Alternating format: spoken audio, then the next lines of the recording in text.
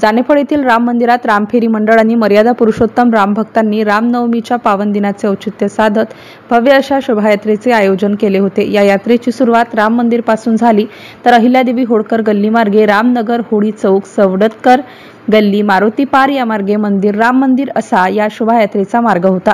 शोभायात्रेमध्ये लहान मुलं मुली वारकरी महिला पुरुषांनी दिंडीमध्ये नृत्य व पावली खेळत सर्वांचे लक्ष वेधून घेतले। शोभायात्रेमुळे जानेफळ आणि परिसर भक्तिमय वातावरणामध्ये न्हावून निघाला होता।